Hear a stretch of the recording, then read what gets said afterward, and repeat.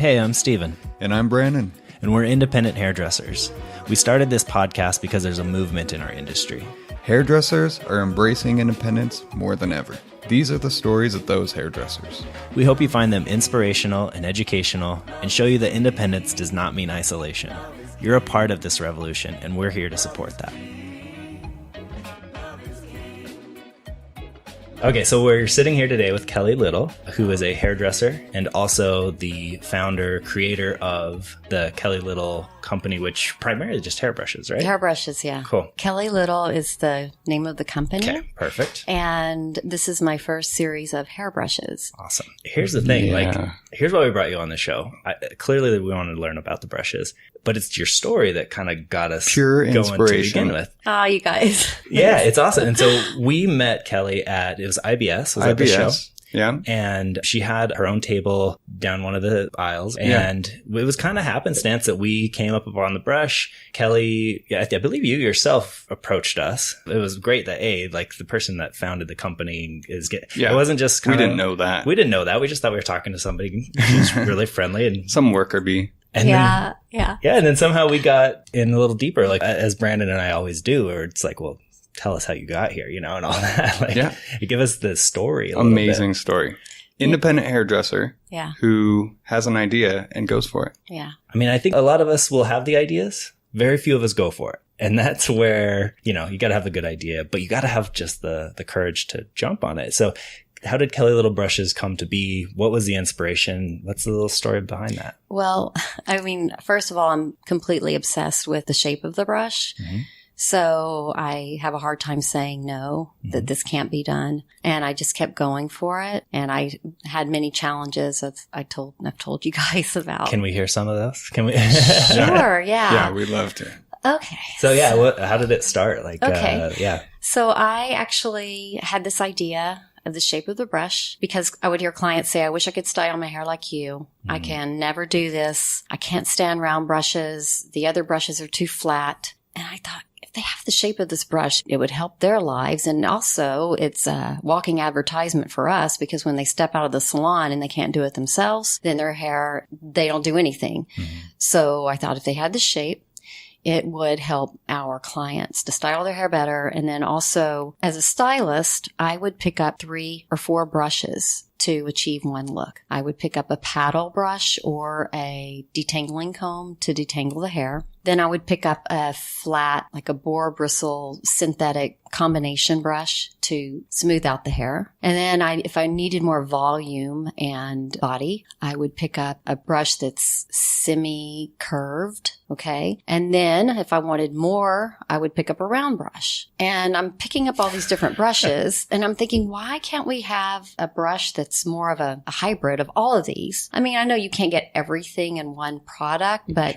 why not try to get as close as we can get? And why not try to simplify this a little bit? Yeah. And for ourselves, but also for the client. Mm-hmm. So it's for both, but it has to be quality. Mm-hmm. So it's not only the shape, but it's the materials that go into the product that give it integrity. Mm-hmm. The shape's more like a classic Denman / round brush hybrid. Right. So it's, on one side it's smooth, it doesn't have the bristles. And then on the other side it has the bristles, but then the bristles are substantial to where they're really strong with the heat of the dryer. They're a synthetic blend of ionic, antibacterial, so they don't melt, and they also add silkiness and shine. And then they're slightly rounded. It's not like this big ball at the end. So they're slightly rounded, so it feels good on the scalp. So it's not prickly on the scalp. It feels good on the scalp. And because it's curved or rounded, like the Voyager's more rounded in shape, whereas the Elliptic is more oval in shape, but both of them really do grip the hair and penetrate through the thickest of hair, going all the way to the scalp. I mean, I have clients with thick hair that use both of them, the Elliptic and the Voyager. So, yeah. And I like that they're seamless on the handle, so you never get hair stuck. Well, that was the other thing. It took me quite some time to get the handle into one piece because most brushes that have a substantial handle have a ring that attaches the handle to the body of the brush. And then as stylists are blow drying or clients are blow drying, they get their hair caught in that ring and it's pretty disgusting. I mean, it's bacteria ridden. Well, you rip their hair out. And you rip their hair out. And, that. and so here you are, you rip the hair out, but you as a stylist are using that brush on the next client and there's like this hair dangling from, because sometimes you can't get it out of that ring. So it's pretty disgusting. It does get So gross, we don't even have that. Oh, and then that was the other thing is that, you choose your battles. But for me, I like the sleek design and I like the antibacterial handle because as I have said, I had to choose my battles over the last many years. What are some of those battles? Okay, so the first manufacturer that I met said he could do it no problem. I was in Bologna, Italy, at a Cosmoprof show, not the distributor, but this big international show. They have it in Hong Kong. They have it in Bologna, Italy, Las Vegas, maybe one other location once a year in those destinations. And so I went and I have my drawings and I'm thinking, okay, let me interview some people who can do this brush. And of course they were saying, oh, well, we need to do 20 to 25,000 brushes. And I'm thinking, I don't know if what I have here and I'm doing this on my own. I'm looking for like maybe 3,000 brushes. Can we do 3,000?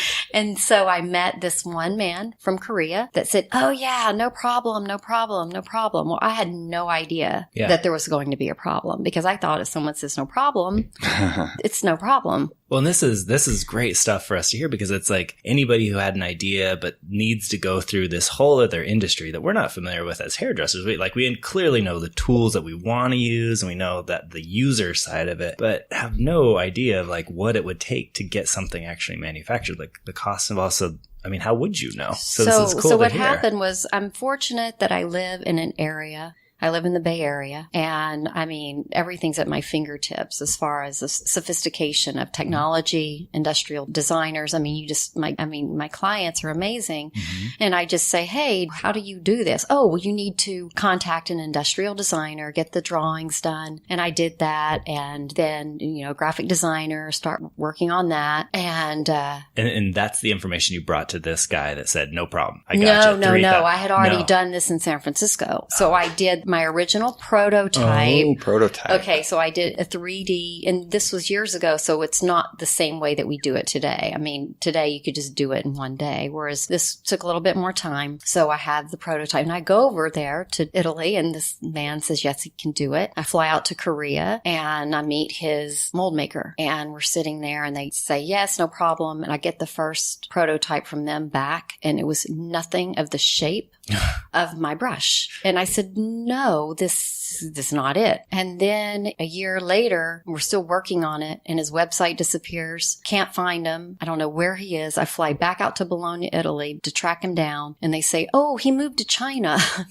He didn't tell you, but he moved. So then, oh my gosh, because she worked for him, they had like a satellite office in Germany. So she contacts him. He contacts me. He says, I'm sorry. So we start working on this. And then it was one disaster after the other still. Oh, no. Even in China, I didn't ever want to be in China in the first place. And here I am in China. And meanwhile, no one can manufacture this brush except if I go to Europe, maybe nowhere in America. And so I was like, I'm in China. Why is it that no one else could manufacture the brush? Because in America in the late 70s, Goody Hairbrush Company was the last hairbrush manufacturer that could do this. And they took all of their machines. I think they went to Mexico, Canada, and then they all went to China and they shut all the machines down. So, China is trying to copy Japan, of course. Japan learned all the great manufacturing and then China followed suit and they have had to, they were very green when they first started, so they've gotten better. But, now it's more expensive to manufacture in China. We were actually talking to Charlie about that too. Yeah. With it's shears, that it's not actually it's the not, value. and then, I have to say it's not cheap because if you want a product that can stand up to what your vision is, then you have to do a lot of quality control. And that's not cheap. I had to hire an American that lived there that would go to the factory for me. And if I didn't have him, I would not have any product whatsoever. Wow. And that was expensive. Yeah. So this is easy stuff. This is amazing. Did you have any idea going into it from, you had this idea of the brush and the shape and kind of combining multiple brushes into one to to kind of add value and simplicity. Like, did you know what you were getting yourself into? No. Yeah. I thought, you know what? I have time. I can do this. Yeah, I guess that makes sense. I didn't. I thought that, I mean, my clients are saying, we can fly a man to the moon, but can't make your brush. Where's that brush? I want that brush.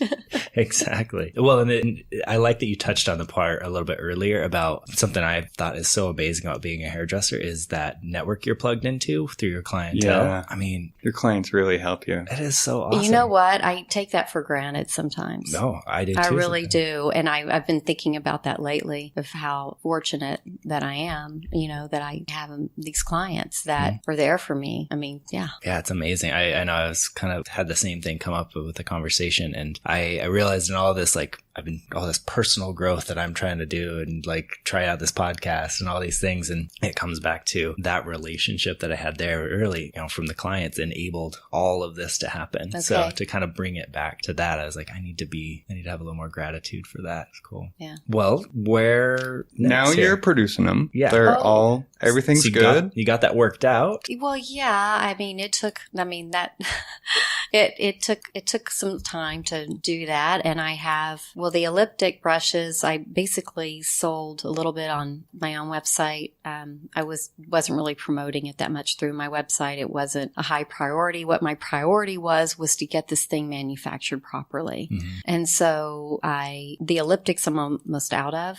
Because I was having issues with manufacturing, whereas the Voyagers, I received these, they're amazing, and I'm ready to promote these. And that's why for the first time, I had done a few women's conferences that were geared towards women on a smaller scale. And more consumer.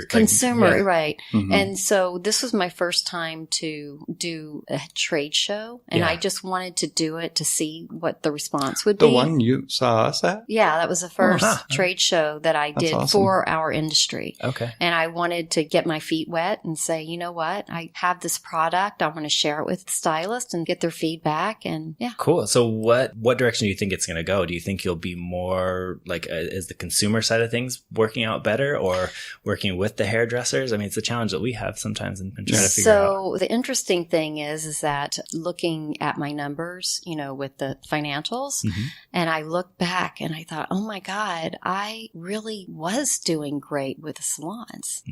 And, you know, the salon industry can be really tough because a lot of stylists have what they have. They love what they love. And I don't discredit that. I appreciate that. I'm the same way too. Oh yeah. We get pretty particular about but it takes time getting it into the right hands.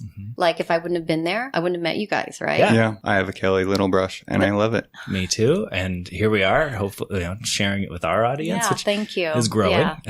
Yeah, which is a whole other issue. You know, not only now do we have manufacturing, doing hair, podcasts, whatever it is that we're branching out as an individual stylist. Now we have the way we need to advertise through social media, which adds another huge layer. So when people say, oh yeah, social media is free. Well, now, of course, we know it's not because A, it's time consuming. B, it's That's changing. A good way of looking at it. I mean, 1 minute it's, you know, Snapchat. The next minute it's your stories on Instagram or what my story. Exactly.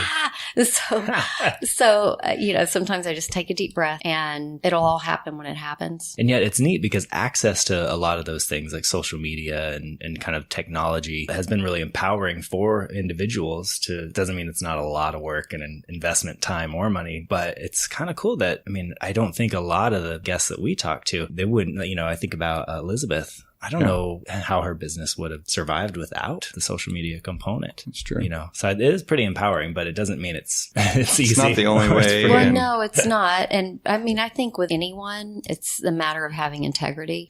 One of the things when I was at the show, the IBS, someone said, oh, well, you need to start buying followers. And I said, no, I'm not doing that. And then I talked to someone afterwards. They said, no, that what you're doing, building it organically is is the way to go. And, once I try to hone in on this, to build it organically, but target the people that, I need to get it in front of their eyes, using the brush, having them blog about it or whatever it is. That's the next step. One of the ways to advertise, because, we don't advertise in the paper or in the magazine hardly ever. No, I mean, social media equals advertising, and a lot of companies have an entire firm doing that. So the firms have shifted from advertising in a magazine or on TV or whatever it is to helping them build their social media audience. Yeah. How do organically. Yeah. Like the movie Joy. Oh, yeah.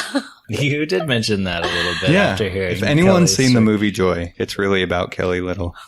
Well, so I haven't seen the movie Joy. So struggle. Tell me why that applies. A strong, independent woman struggling to get her product out, going through hell to, gets her mold stolen. And yeah, no, that's very true.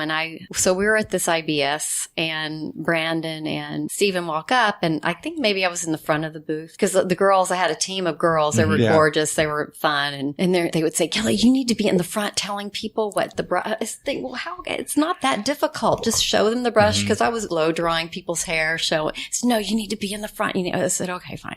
So I'm in the front, and Brandon and Stephen walk by, and they start talking to me, and I explained to them. And then they said, well, who is this? Who's Kellie Little? Who's Kellie Little? I said, I'm Kellie Little. Boom. And they said, oh my God, wait.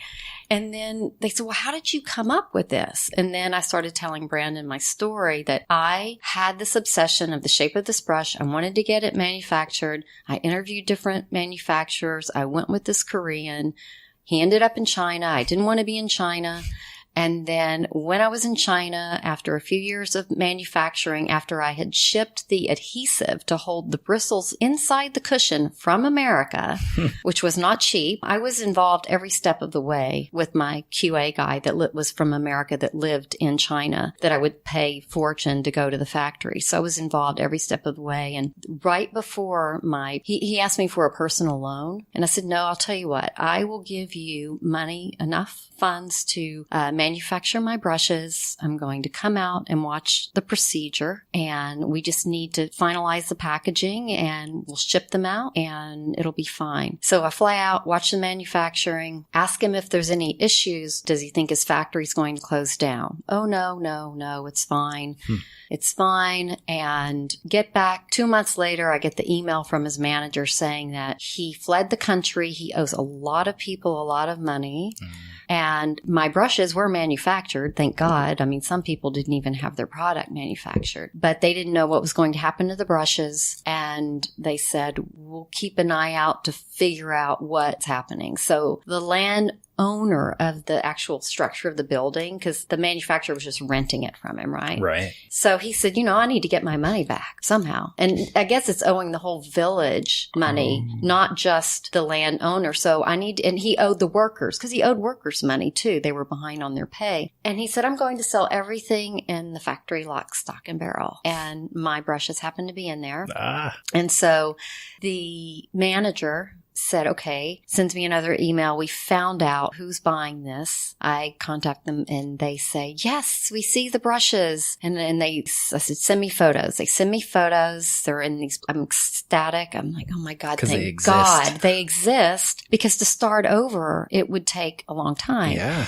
And I said, those are my brushes, thank God. They said, no, they're not. They're ours. No. We bought them. They're ours now. So I had to fly back and repurchase my brushes from them, and, redo the packaging, because that was the only thing that he took from me, besides having to, repurchase my brushes, my inventory back. But I was thankful that I could get it back, because to start over, because as it turns out, this manufacturer does not do this kind of manufacturing. He can't do it. I flew out there many times to meet with him, and one time, he can't speak English, right? And, he turns to his worker and he says something, and she laughs. And I said, what did he say? And she said, you like to kill mosquito with big gun. saying that, it's a brush, get over yourself. What do you need to do hair? Why don't you just use one of my cheap plasticky things and just buy these cheap snap together? And they didn't get it. Yeah.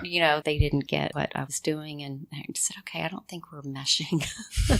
I don't think this is going to be a good relationship. So where are we now then? Because, if we had a listener listening to this program and they're like, I have this really great idea for this tool, and they're listening to the struggles that Kellie's gone through creating these brushes. Well, maybe it's not everyone. You know what? Maybe it's something, I don't know. I mean, it doesn't have to be this way. I think because every single element within the brush means something to me. Mm-hmm. If we don't have the right bristles, then I don't have a brush. Right. And that includes the ionic bristles. It includes the boar bristles that are right. I mean, I want to do variations of these brushes. The bristles staying in the cushion, that's huge. Yeah. The handle, I mean, all of it. And if one thing's wrong, then I don't have a product. So, sometimes, I mean, maybe it's not as difficult of a product that someone wants to manufacture. If it's a comb. Sure. Well, here I am looking at from the outside. The silver lining or the success story is you're still here after all that. You have these products that are great. We both use them. You didn't crumble from all of that kind of stuff. It's not like the ex Kellie Little company that we heard about one time as this failure. So to me, it's like, okay, there are all those challenges, but you're still here kicking. And how are things going now? Yeah. So I definitely, what has happened is that with the elliptic, because I trickled out with those, and I'm pleased with the amount that I sold, considering I didn't do hardly any marketing whatsoever. It was mainly referrals, a little bit of the video online. Mm-hmm. So with the Voyager, I first reached out to my hot market, which I say are the people that have already used the elliptic, right? Right. And it's interesting because a lot of the sales that I get are from Texas, where I'm from. And that was a distributorship that I was working with. And my people in Texas worked as a stylist there. So even the smallest amount of stylists that were selling and promoting the brush, it trickled down. It trickled out. So a lot of my sales come from Texas and California, those two markets. And that's the reason why I said, you know what? It's not limited to the Bay Area. It's not limited to just the Texas market. I need to find the stylists that understand what it is, why it was created, and getting it into those right hands. So I'm pounding the pavement, finding those people right now. Yeah. Well, I think the craft hairdresser would really enjoy it, especially with a smooth bob with a little bevel on the bottom. Just get a perfect line. No, the Voyager is the perfect bob brush as far as I'm concerned. I mean, I because agree. it gets through the thickest of hair. And I mean, the elliptic was bigger, and so it covers more area when you're blow drying, right? The Voyager, the bristles are tighter. Yeah, it's got a little more detail. And it's smaller in circumference. So when there's that bob that's, shorter, or even, shoulder length, I use the Voyager. For the client, they can grip the back of the brush and style their hair themselves. And that's my next goal, is to get more video of people using it on themselves too. And stylists using it on their clients, because it really does grip. You can do an entire blow dry with just the Voyager when you used to have to pick up, 3 brushes. On my Instagram, I have a lot of little short videos that I do. I have one of myself blow drying my hair myself, just straight to the source. And people learn from that, because I'm doing this wrap styling, back and forth with the blow dryer. And, you can turn your head upside down to get that hard to get to area, and you can grip the back of the brush comfortably. So it's really comfortable to use. So it's like, even as a stylist, I want to use my brush to blow dry my hair because it's fast. I mean, I need to get out the door. I want to blow dry my hair quickly. And so I use these. Even detangles the hair. Yeah, it detangles. The elliptic is amazing for detangling, but the Voyager detangles also. It's great for travel. And men love this brush. I love the way it feels on my head. I just use it because it feels good on my head. But they like it for the shape of it and the way it works, and for travel. And actually the design of it is appealing too, because I don't feel like it's not a real girly looking brush. It's quite unisex. It's just like an elegant looking tool. It's handsome and sexy. It is. Exactly. And that's the reason why I didn't want to put rubber on the handle. I just felt, just looking at the brush and the way it works, and the antibacterial handle. It just looks good, and it is a unisex brush. Men feels and great. I have a lot of male stylists that love my brush and use it and recommend it to their clients, to female clients as well. So Sure. it's And we'll post some pictures of it too. But of course, we're going to have some links to your own website on our website, because obviously there's a visual component of this. Yeah. And maybe we could produce that video with Stephanie and throw it up on the Detergent Surgeon's website Yeah, too. for sure. That'd be cool. That'd be awesome. yeah, really because fun. I'm just building my YouTube and start working on Pinterest, and then It's a long but list. Instagram and face. Yeah, so I'm Yeah, looking. we could throw it up. The goal is to start getting my audience involved and interactive. Yeah. Because I want real stories. I mean, I want the truth. I don't want to buy my followers. I want them to. Yeah. There you go. That's the lesson of the Paid day. likes. What would that really even get you anyway? It would give you the get perceived you, popularity, but it it's not gives like you those people It are. gives you Alrighty, I fake think. followers back, I think. Well, maybe some of them are still interested in whatever. Yeah, that's the true. fake Maybe you're thing is. yeah, exactly. Well, perfect. So the places we can find you, is it kellylittle.com? Yeah, it's kellylittle.com. Super it's easy. KELLIE, so 6 letters, Kellie Little. Beautiful. I like that .com. balance. Yeah. And then- yeah. It's dotting my I's and crossing my T's. Mm-hmm. That summarizes the brush in general, like that, Yeah, that level yeah, of Kelly- yeah. quality. And then on Instagram, best place to It's find you. Kellie Little Style. Kellie Little Style. Same thing Awesome. on Facebook. Awesome. Yeah. And they can purchase it directly from your website. Is that correct? Yeah, so kellylittle.com. Mhm. If anyone wants to become a salon that wants to sell the brushes within, anywhere in the United States, they can reach out to me, and either we will fulfill the order or I will put them in touch with a distributor that does. Cool. Perfect. What about an independent hairdresser? Is there a minimum order? Yeah, Okay, that's a sometimes good question. Yeah, it is sometimes a challenge for a lot of our audience. So what I'm doing is we're working on something for stylists that they can send me an email and tell me what salon they work at, and I will give them a code. And the thing is that the brush needs to be shipped to the salon. Oh, okay. So that way that we know that it is stylists, right? That are Oh, yeah. getting the brush, Sure. and they'll get a discounted rate. Okay. That's really cool. A code for them to purchase. Yeah, we could put a code on our website. Okay, yeah. Kelly is offering a special deal on the Voyager brush for all our hairdresser listeners out there. Head to kellylittle.com and enter DI25 to receive 25% off your order. Just make sure to send it to your salon address. This offer is limited to 1 per person. You guys are going to love it. This has been awesome. You have anything else I have missed? one last question. Please do, yeah. How do you feel about shampoo? Yes. How do I feel about you mean the movie? The stuff. The stuff. The stuff that not The all of stuff us that anymore. we use on our clients. Okay, so it's interesting because I work with a lot of high-end lines, I would like to think, and Mhm. it depends on my mood, what mood I'm in. One minute I think that this shampoo and conditioner is it, and then Yeah. another I think this one is, and it depends on the person's hair type. So how often do you recommend that people wash their hair? Oh, okay. How often? Okay. Well, you're asking the wrong person because I shampoo my hair every single day. Okay. Wow. Yeah. Which I don't know if Interesting. that's necessarily a bad thing. But you know what? It's interesting too because I have this really cool, amazing stylist. She's younger in Austin.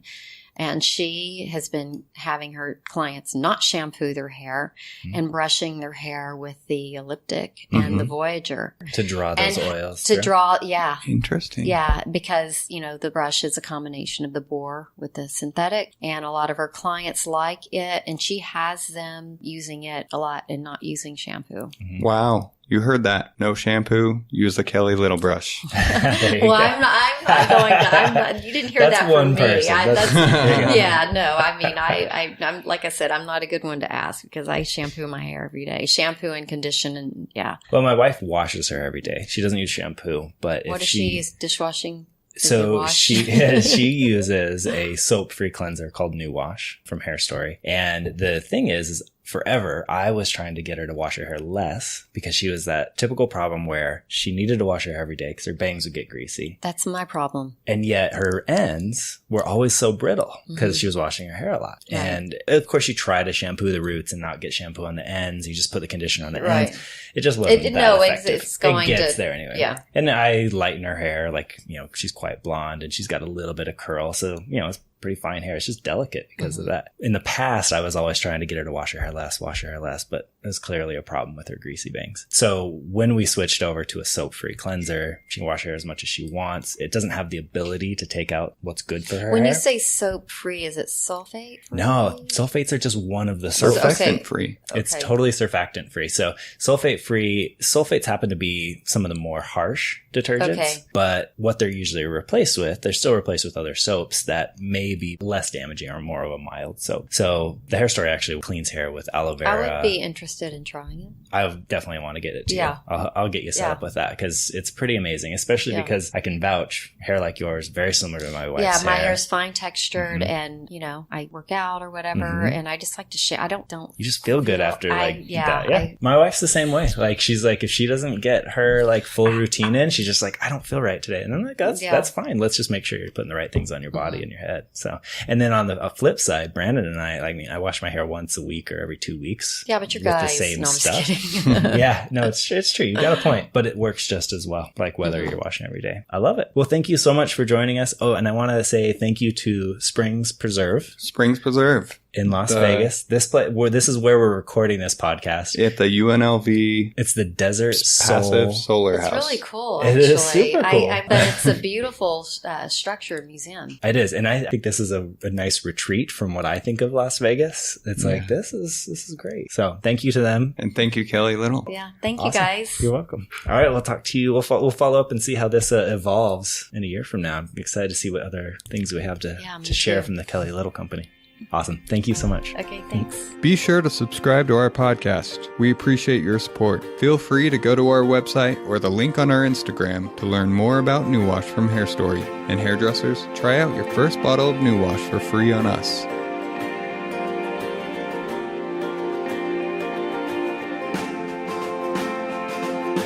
Thank you for joining us for this episode. We hope you liked it as much as we loved making it. For more information about us, our guests, or anything else you heard today, please go to detergentinsurgents.com. Victory, victory is within me. And I remember I have a long way to go. And I know